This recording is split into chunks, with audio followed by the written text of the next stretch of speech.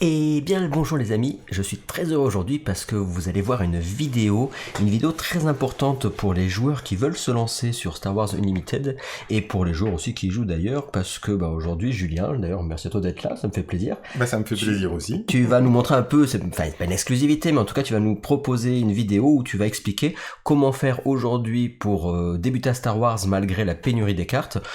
Parce que du coup on peut quand même jouer aujourd'hui même si les cartes sont en rupture ou compliquées à trouver pour du coup un budget pas très cher, voire pas cher du tout et très accessible et tout le monde va pouvoir jouer, même ceux qui n'ont pas l'habitude des TCG. Vous allez voir que c'est pas parce que c'est un TCG que vous allez devoir dépenser beaucoup et en plus de ça en fait qu'est-ce que tu vas nous montrer? Tu vas nous montrer des decks budget comme on dit, et c'est-à-dire en fait avec 8 decks différents, comment on va faire avec des communes et des Unco pour arriver à jouer et découvrir en fait les spécificités du jeu, et on va voir ça juste après l'intro. Mais je vous invite évidemment à vous abonner sur la Gare à Jeux, à mettre un petit j'aime et puis si vous pouvez mettre un petit commentaire si jamais la vidéo vous plaît, ça nous poussera aussi à refaire des vidéos si jamais vous avez envie de revoir les vidéos sur Star Wars évidemment. On y va pour l'intro et puis après ça sera place à Julien, c'est parti.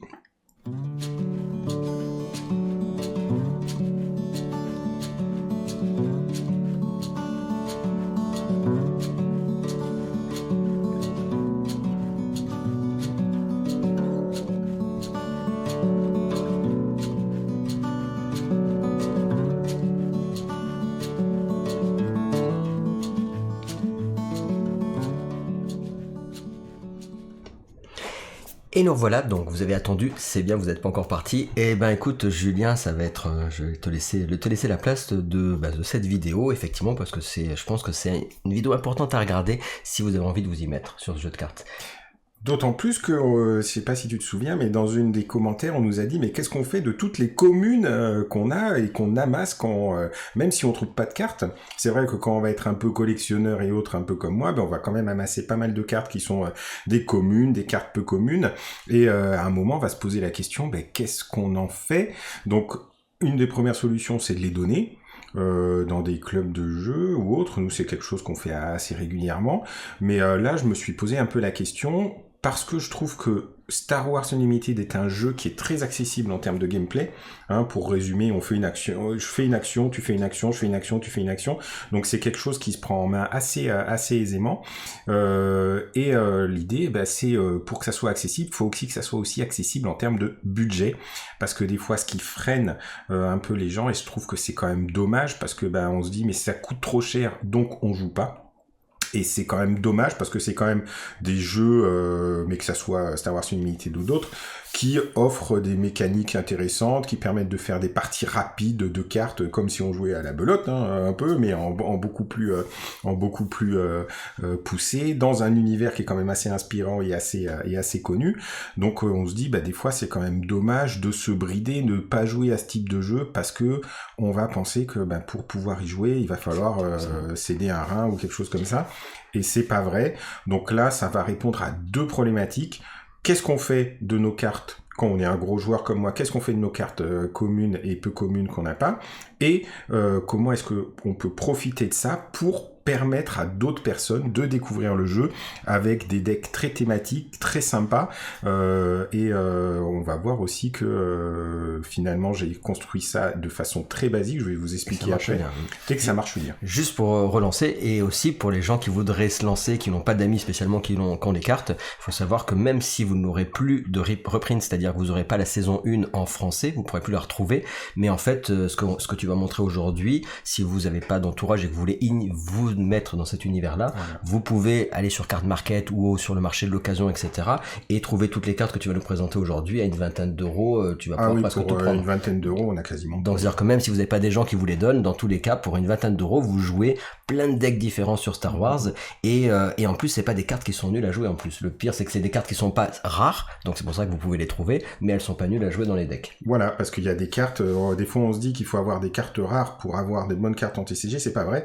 Il y a des cartes cartes communes ou peu communes qui sont devenues des cartes, et puis je vous en présenterai quelques-unes comme ça pour montrer, qui sont des indispensables, et ça peut constituer une ossature de base intéressante pour, si après vous voulez continuer à développer votre deck et en faire un deck un peu plus compétitif si vraiment vous vous prenez au jeu. Mais la base, c'est vraiment faire ce qu'on appelle un deck budget, un deck, c'est le popper paysan aussi qu'on dit à Magic. Donc c'est vraiment l'objectif de cette vidéo, ça va être ça. Ouais. Et ben écoute, on regarde la vue du plateau de suite, on va regarder un petit peu déjà 4 decks que tu nous proposes, hop, et on y va. Sans plus attendre. Hop. Alors, qu'est-ce qu'on voit là à l'écran, Julien? Donc déjà, moi, ce que je trouve qui est assez sympa tout de suite, c'est que on va jouer un héros. Et on va jouer un héros qui va être un des héros emblématiques quand même de la saga Star Wars. Donc là, on va rencontrer... Alors, il y en a un peu pour tous les goûts, parce que c'est vrai que dans Star Wars Unlimited, ils ont mis un peu de tout. Donc là, pour les gens, on va reconnaître Leia, la princesse Leia de la première trilogie. Chewbacca, tout aussi de la première trilogie, et on va par contre avoir des personnages qui sont peut-être un peu moins connus. Jyn Erso, qui est un personnage de... Aucune idée. Voilà, donc c'est bien pour ça que je vous disais, on a un peu des personnages moins connus, donc qui est un personnage de Star Wars Rogue One. D'accord, ok. Je n'ai pas vu le Rogue One, je l'ai pas vu. Alors, franchement, c'est après... moi, je regarde les vieux Star Wars. Moi. Après l'Empire contre-attaque, pour moi, c'est le meilleur. Ah ouais, d'accord. C'est vraiment très, très, très, très sympa. Moi, donc, je suis un vieux si vous l'avez pas vu et si vous aimez Star Wars, n'hésitez pas à regarder. Et on a là Sabine Wren, alors là, qui apparaît dans une animée, donc Star Wars Rebelle. D'accord. Donc qui est encore moins connu, à part si vous avez vu les films, ceux-là vous les verrez. Ça, c'est des personnages qui sont un peu moins connus, mais qui font quand même partie de l'univers étendu Star Wars. Donc là, on va dire que là, on a 4 decks différents. C'est les gentils, et t'as la même chose après dans les mêmes couleurs, mais avec les méchants. Très bien. Alors, comment est-ce que j'ai pris les hypothèses de construction de deck. Déjà, vous voyez que quand vous avez un héros, donc là on va avoir une couleur d'affinité. Chaque héros va avoir 2 couleurs d'affinité. Vu qu'on est sur les personnages rebelles, on a l'affinité héroïsme, qui est l'affinité blanche qui correspond aux personnages rebelles dans leur ensemble. Donc tous les personnages ont cette affinité blanche. Et après, chacun va avoir une des 4 autres affinités du jeu, qui est commandement, agressivité, vigilance et ruse. Par contre, là où quand on va faire une construction de deck normale, souvent la base, on va mettre une couleur encore différente. Là, pour construire ces decks-là, je suis parti sur la même couleur d'affinité que la couleur d'affinité principale du héros. Pour une raison simple, c'est parce que ça fait des decks qui sont très thématiques, qui vont être focus sur une affinité, donc qui vont avoir tendance à avoir des usages et des synergies qui vont bien coller ensemble, et parce que c'était un peu l'idée d'avoir des choses très très thématiques et de pas trop mélanger pour avoir vraiment des gameplays qui vont être vraiment différents entre les différents decks, et ça marche plutôt bien. Alors, ce qui est génial, c'est qu'en plus, du coup, t'apprends indirectement à jouer, parce que là, en fait, t'apprends à jouer chacune des affinités de cette façon. Voilà, ça va permettre de découvrir chacune des affinités, parce que chaque affinité va avoir un ensemble de cartes qui vont être vraiment différents et un peu typés et un peu spécifiques. Et donc ça, même pour quelqu'un qui va découvrir le jeu, qui joue déjà, ça peut être sympa de commencer à tester comme ça pour voir les forces et faiblesses de chaque affinité, pour après se dire ça me plaît plus, ça me plaît moins. Alors on a des decks, on parle de deck aggro, donc là le deck aggro c'est rouge agressivité, et on parle souvent aussi de deck contrôle, donc là on va être plus sur le bleu quand on parle de vigilance. Donc voilà, on retrouve quand même par rapport au nom d'affinité des mécaniques très connues des TCG, et chaque deck va se comporter vraiment différemment, et grâce à en se concentrant sur une affinité, on va avoir quelque chose qui sont assez typés. Donc si on joue une Leia Organa par exemple, on va jouer un Chewbacca après, ça sera pas du tout le même gameplay de jeu, le même gameplay, donc c'est assez sympa pour découvrir des façons de jouer différentes. Ensuite, un deck normal de Star Wars Unlimited est composé de 50 cartes.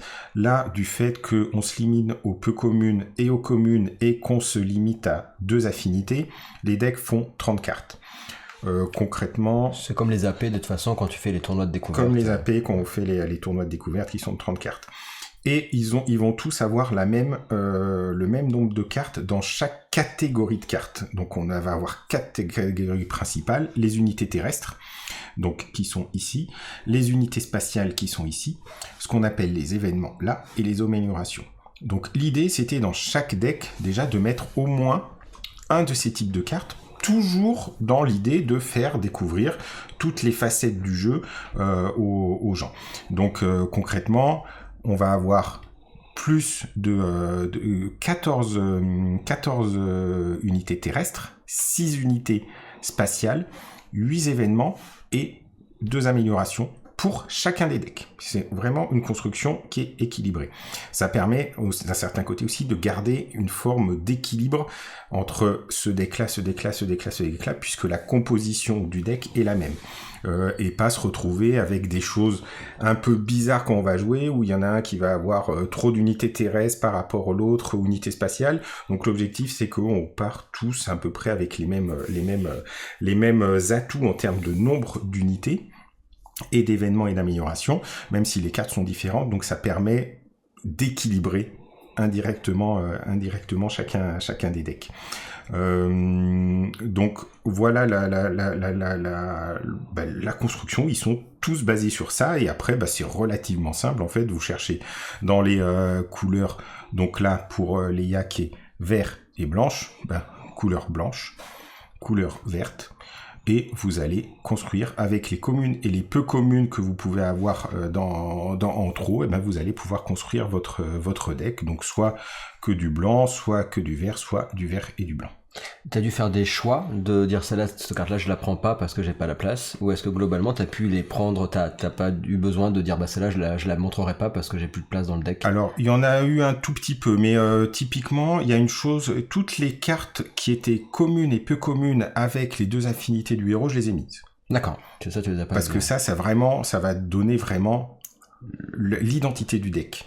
Parce que Leia, c'est vert-blanc, c'est la seule qui aura les cartes vert-blanc. Donc par exemple, les cartes répartiteurs de l'Alliance qu'on a ici, ou qu'est-ce qu'on a, ou l'assaut rebelle qui est là, qui est une très très bonne carte, quand je disais aussi, qui était jouée. Donc ça va permettre de donner vraiment une couleur au jeu et une thématique. Et on va se rendre compte aussi que finalement, souvent, on retrouve une des forces des cartes qu'on va voir ici, c'est aussi une des forces du héros. Parce que par exemple, ça match avec quoi, sur son action edge. Je vais vous montrer quelque chose déjà. Donc c'est là qu'en fait on se rend compte que rien n'était dû au hasard, entre guillemets, que c'est logique dans la façon dont ils ont fait le design des cartes, qu'il y avait une logique. Donc Leia Organa, son pouvoir, donc je vous rappelle, on dépense une action, on incline et on va pouvoir faire son pouvoir. Son pouvoir va permettre d'attaquer avec une unité rebelle, puis d'attaquer avec une autre unité rebelle. Alors, pourquoi est-ce que c'est puissant ? Parce que, comme je vous disais, quand vous faites une action, donc par exemple avec une unité, attaquer c'est une action. Donc, en règle générale, j'attaque avec une unité, là, mon adversaire il peut riposter et autres. Là, je vais pouvoir attaquer avec 2 unités en même temps, donc je vais pouvoir faire en une seule action plus de dégâts, et l'autre va pas avoir le temps de réagir. Donc ça combote pas mal. Et si je rajoute la carte Assaut Rebelle, hop là. Donc là, vous voyez, la carte Assaut Rebelle, donc ça c'est quand elle est pas déployée. Quand elle est déployée, en fait, faut que je la mette quand elle est déployée. Donc là, quand elle termine une attaque, on peut attaquer avec une autre unité rebelle. Donc si elle attaque, qu'elle survit l'attaque, on peut attaquer avec une unité rebelle. Donc là, le Assaut Rebelle, attaquer avec une unité rebelle, et attaquer une deuxième fois avec une unité rebelle. Donc je vais pouvoir utiliser la carte événement Assaut Rebelle, je la joue, c'est une action. Attaquer avec une unité rebelle. J'attaque avec Leia. Elle attaque, elle termine son attaque, on peut attaquer avec une autre unité rebelle. Donc j'ai attaqué avec une unité, une deuxième unité, et une troisième parce que t'as l'événement. Et j'ai encore l'événement, la deuxième partie de l'événement qui s'est pas fait, donc je vais pouvoir attaquer avec une troisième.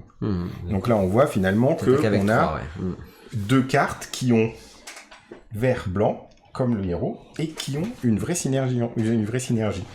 Donc c'est ça aussi que j'ai trouvé qui était intéressant en finale. J'ai pas forcément pensé à ça quand j'ai fait le deck, puisque c'était très naturel, hein. C'est blanc, vert, blanc, et vert. Tu t'en es rendu compte et on se rend compte quand tu jouais quand on jouait, en fait, il y avait une logique qui avait été faite au niveau des couleurs. Et puis par exemple là, on a 2 verts. Et ben avec les 2 verts, on va pouvoir donner des bonus à une unité amie pour cette phase. Donc on va donner un bonus 3, plus 3, plus 3, plus 2, plus 2, plus 1, plus 1.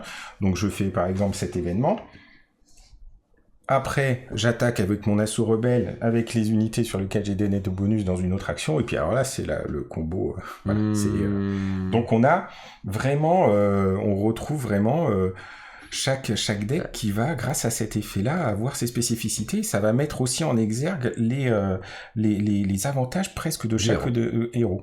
Alors, tu les as mis x2 à chaque fois, les cartes qui étaient, les cartes de l'affinité qui correspondent au héros, ou ça dépendait comment tu as choisi ton numéro 2? Toutes les cartes sont en double. Toutes les cartes sont en double. Toutes les cartes sont en double. Voilà. Donc, par exemple, on aura 2 Snow Speeder, 2 X-Wing de l'Alliance, 2 formations de l'Académie. On va avoir à chaque fois 2 cartes les mêmes. Pas x3 parce qu'il n'y a pas sur 30 cartes, tu pouvais pas t'amuser à mettre pas x3 parce que sinon on aurait un mix de cartes qui serait trop limité. On n'aurait que 10 cartes. Oui, là, on en a quand même 15 différentes. Aussi, pourquoi que x2 et pas une?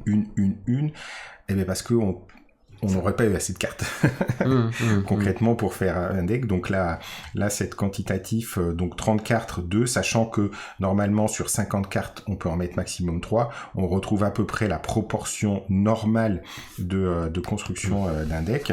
Donc ça permet aussi, et puis bon, ça a permis de faire des choses relativement simples et sympas.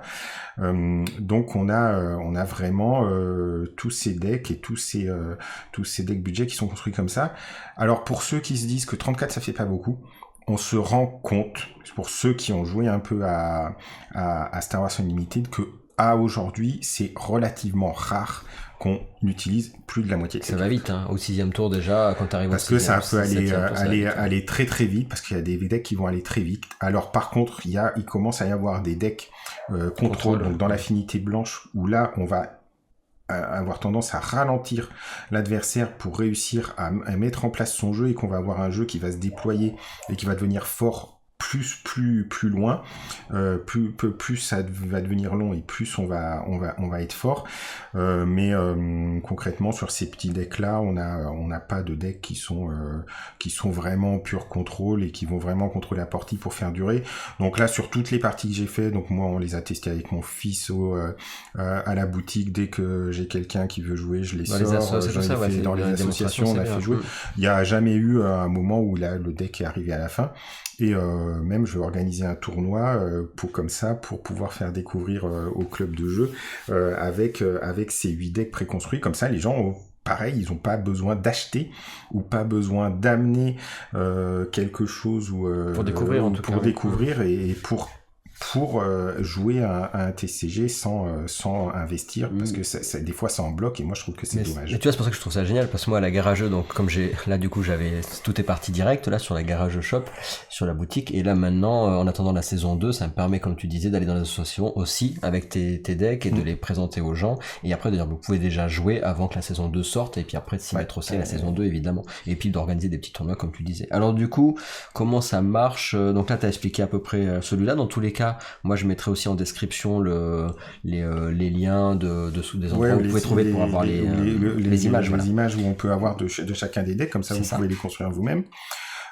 Et donc après, on va retrouver vraiment les spécificités de chaque deck. Donc les decks, le deck commandement, ça va permettre un peu comme on a vu là, donc les affinités un peu vertes, surtout celles qui sont liées à l'IA, ça va pouvoir permettre de soit d'accélérer le jeu en par exemple de ressources.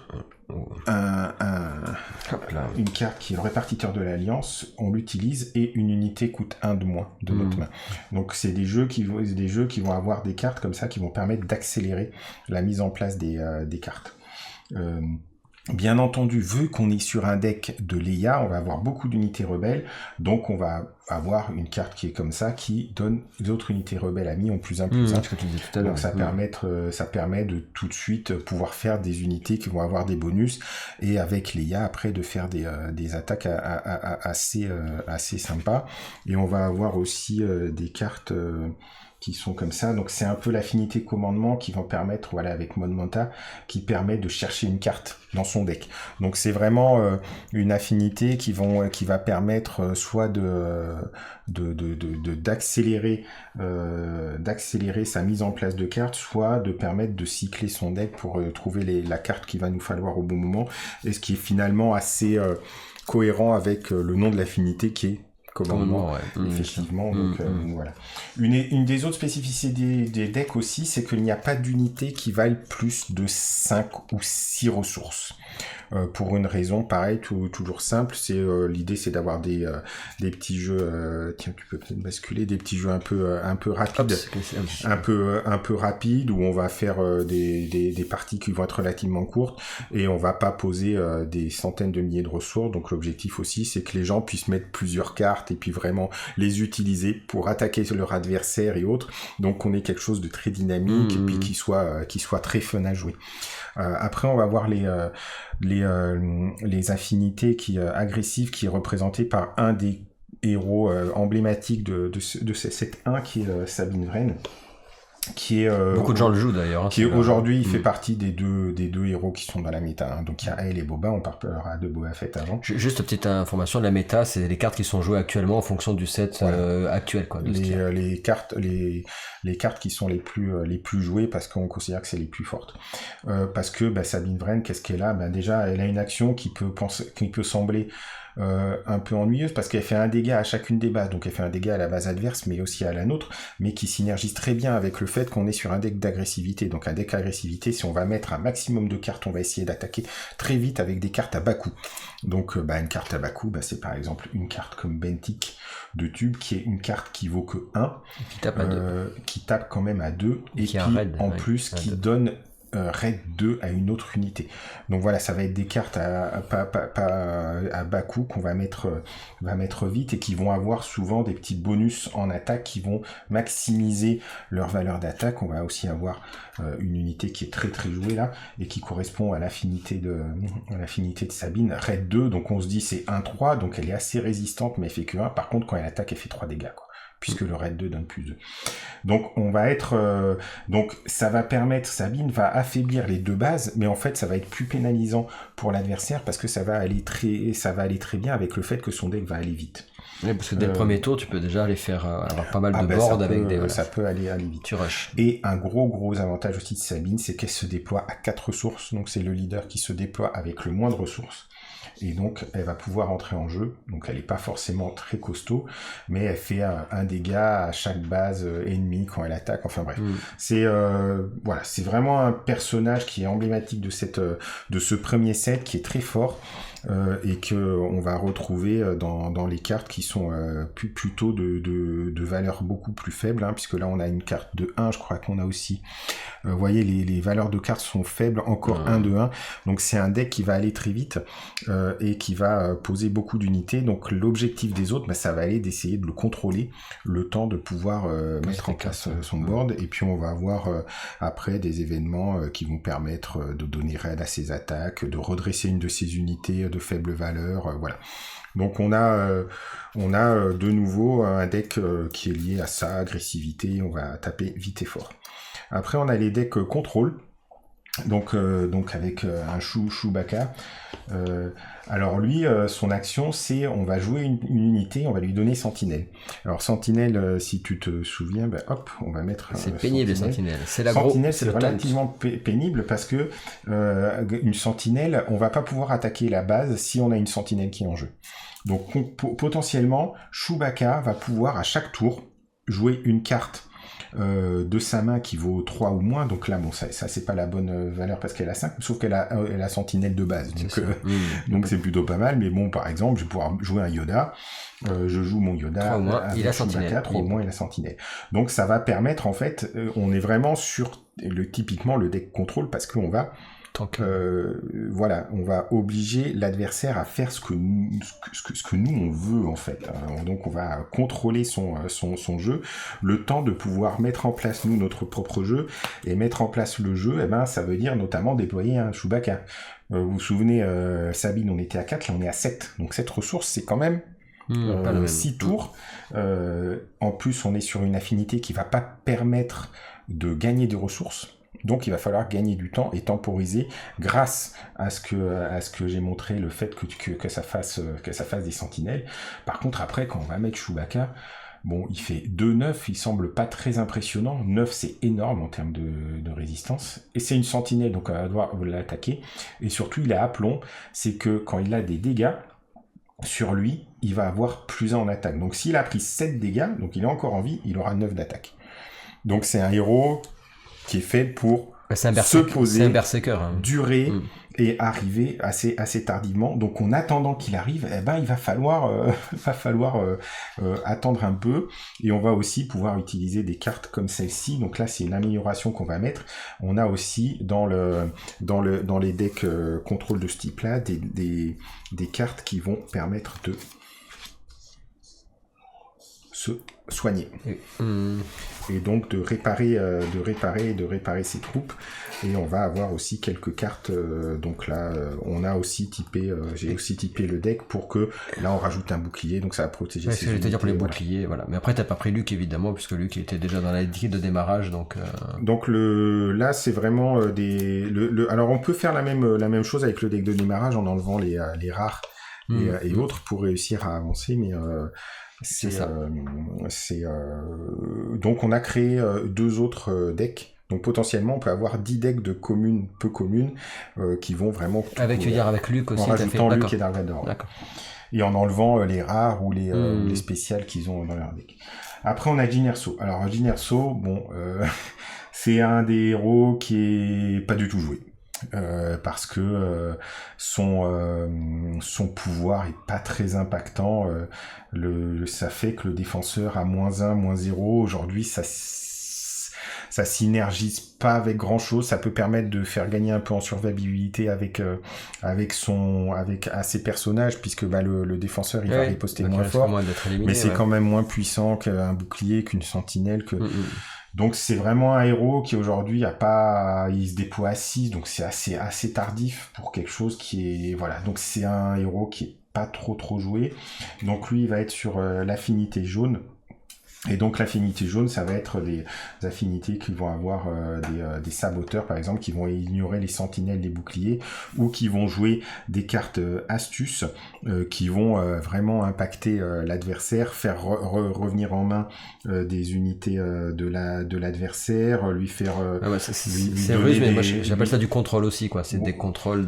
Tu contrôles, tu embêtes l'autre, tu lui fais revenir dans sa main les decks, tu fais les cartes, tu fais... Ouais, mais c'est pas... En fait, c'est moins radical que le deck contrôle. Le deck contrôle, il va avoir des unités qui vont faire du removal, qui vont enlever. Là, ça va vraiment pénaliser l'autre à des moments, des cartes comme ça qui permettent de renvoyer dans la main propriétaire une unité qui correspond bien un peu une attaque surprise qui est une carte très forte, qui peut vraiment être sympa parce que ça permet d'attaquer avec un +3, +0, donc ça peut permettre de gagner alors que l'autre s'y attend pas forcément.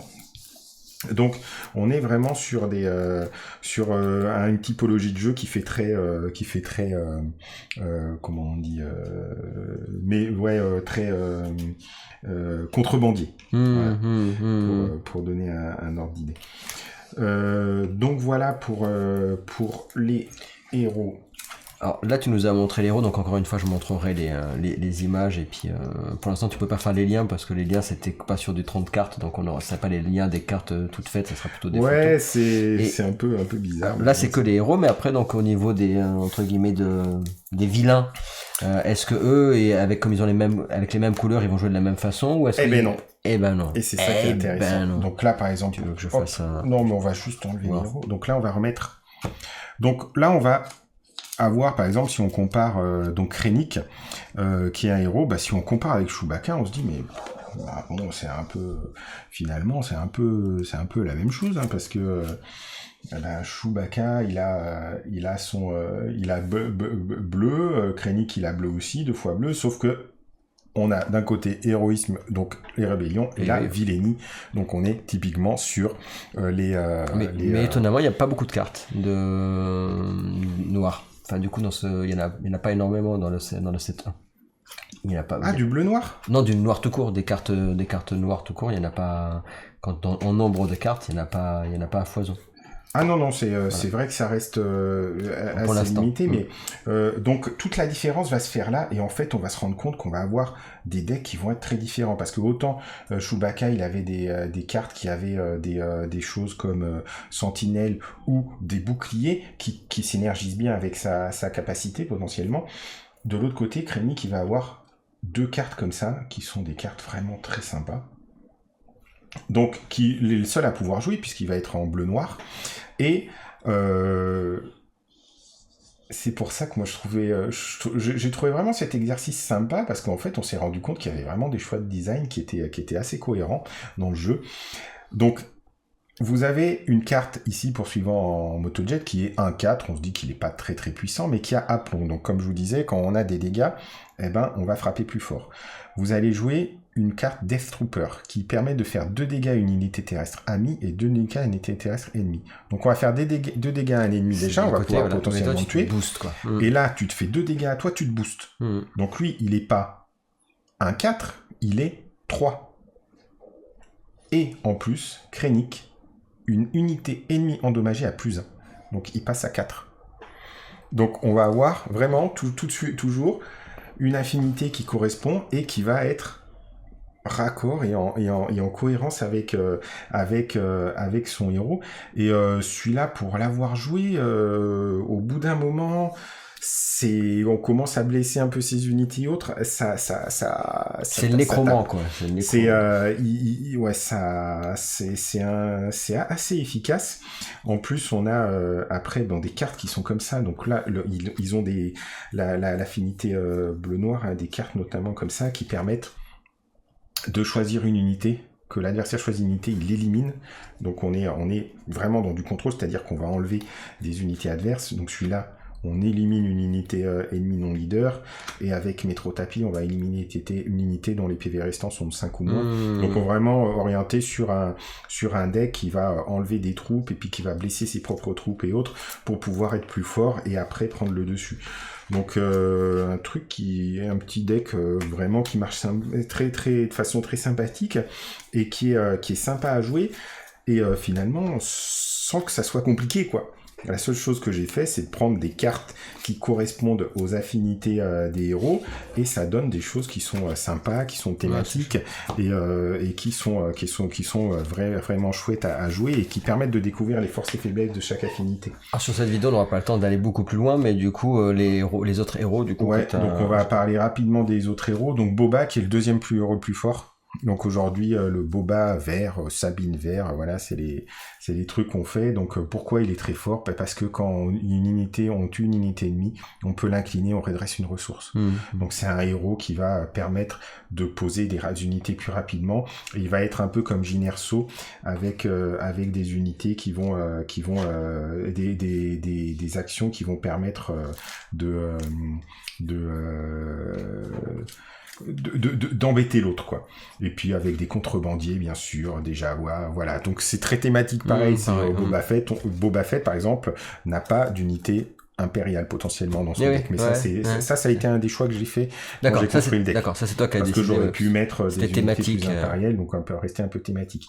Le Grand Moff Tarkin, il permet, grâce à de donner une jeton expérience à une unité impériale, donc ça permet de faire des +1/+1, donc en fait il a quasiment que des unités impériales, hein, dans son deck.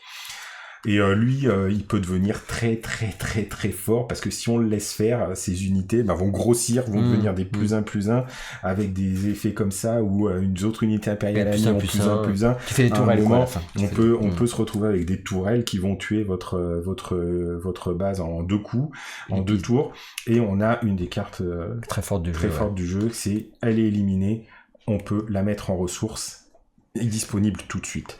Donc ça, c'est clairement une carte qui est jouée dans tous les decks. Les decks verts. Les decks verts qui sont vraiment la règle. Donc là, on est avec le grand Moff Tarkin qui va contrôler les unités impériales, donner des expériences et qui vont être très forts.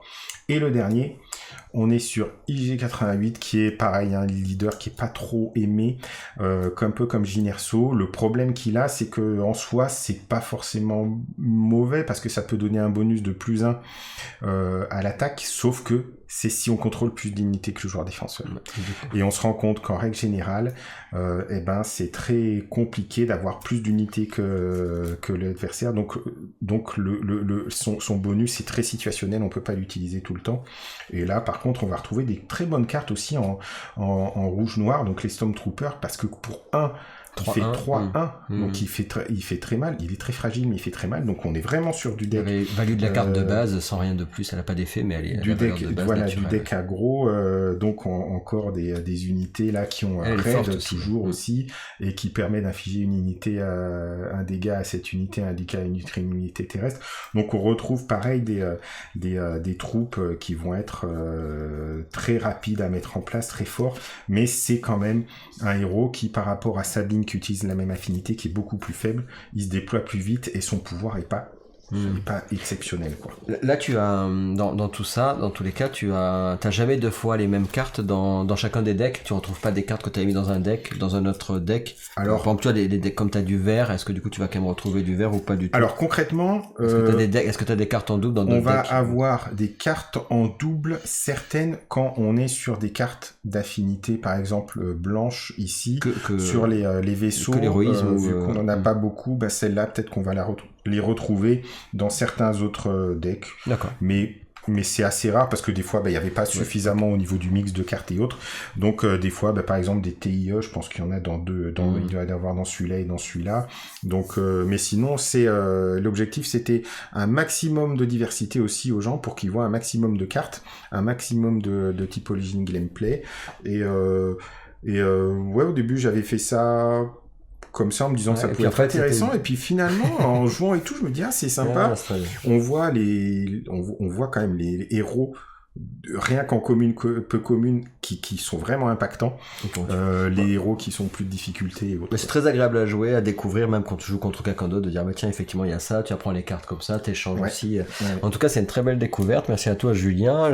Si vous aimez, ça vous intéresse ce genre de vidéo, n'hésitez pas à nous le dire en commentaire, parce que peut-être que tu pourras nous concocter d'autres petits bijoux comme ça, parce que moi je trouve que c'est vraiment quelque chose d'important pour la vie du jeu, de ce genre de format, parce que pour qu'un jeu vive, il faut qu'il y ait des joueurs, et pour qu'il y ait des joueurs, il faut que ce soit accessible. Si c'est pas accessible, ça doit être le meilleur jeu de la planète, ça ne marchera pas. Et donc c'est dans ce genre de choses, de dispositions, qu'on peut effectivement, à mon avis, faire développer une communauté et y jouer, même si effectivement en ce moment c'est peut-être un peu compliqué d'avoir des cartes. Là pour le coup vous pouvez les avoir, et donc vous pouvez jouer en attendant le mi-juillet pour avoir la saison 2. Vous pouvez quand même vous y mettre et puis initier aussi des gens.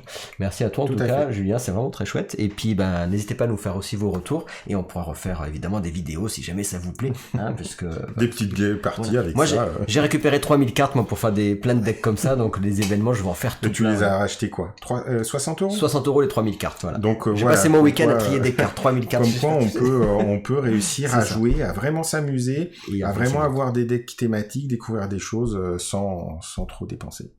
Allez, on fait des bisous. Voilà. À bientôt. Ciao. Bye bye.